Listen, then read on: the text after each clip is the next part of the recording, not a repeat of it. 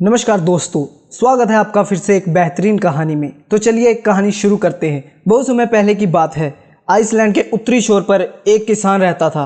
उसे अपने खेत में काम करने वालों की बड़ी ज़रूरत रहती थी, लेकिन ऐसी खतरनाक जगह जहां आए दिन आंधी तूफान आते रहते हों, कोई काम करने को तैयार नहीं होता था। किसान ने एक दिन शहर के अखबार में इश्तिहार दिया कि उसे खेत में काम करने वाले एक मजदूर की ज़रूरत है।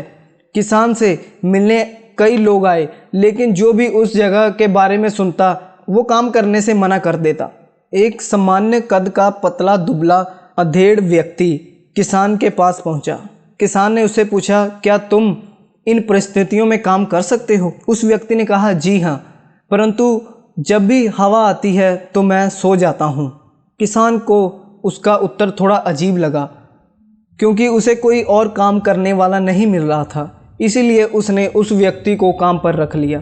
मजदूर मेहनती निकला। वह सुबह से शाम तक खेतों में मेहनत करता। किसान भी उससे काफ़ी संतुष्ट था।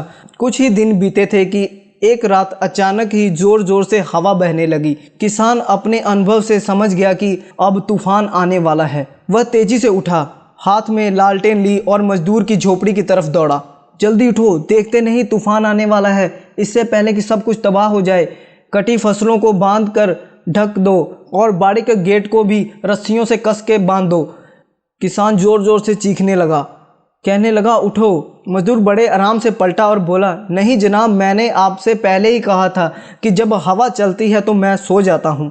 यह सुनकर किसान का गुस्सा 7वें आसमान पर पहुँच गया। उसने मन ही मन में सोचा, जी करता है इसे गोली मार दूँ, पर अभी वो आने वाले तूफान से चीज़ों को बचाने के लिए भागा। किसान खेत में पहुंचा और उसकी आंखें अचरज खुली रह गई। फसल की गांठें अच्छी से बंधी हुई थी और तिरपाल से ढकी भी थी। उसके गाय बैल सुरक्षित बंधे हुए थे और मुर्गियां भी अपने डिब्बों में थी।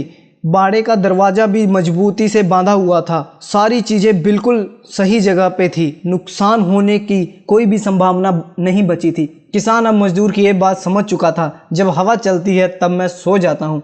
अब वो चैन से सोने चला गया। मित्रों, हमारी ज़िंदगी में भी कुछ ऐसे तूफ़ान तय हैं। ज़रूरत इस बात की है कि हम उस मज़दूर की तरह पहले से ही तैयारी करके रखें, ताकि मुसीबत आने पर हम भी चैन से सो सकें।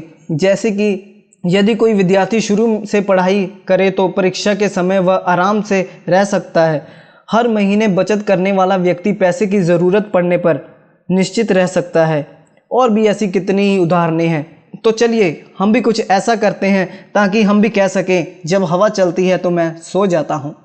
तो दोस्तों, आशा करता हूं आपको ये कहानी बहुत अच्छी लगी होगी। अगर अच्छी लगी है तो लाइक करें, सब्सक्राइब करें और चैनल को शेयर ज़रूर करें।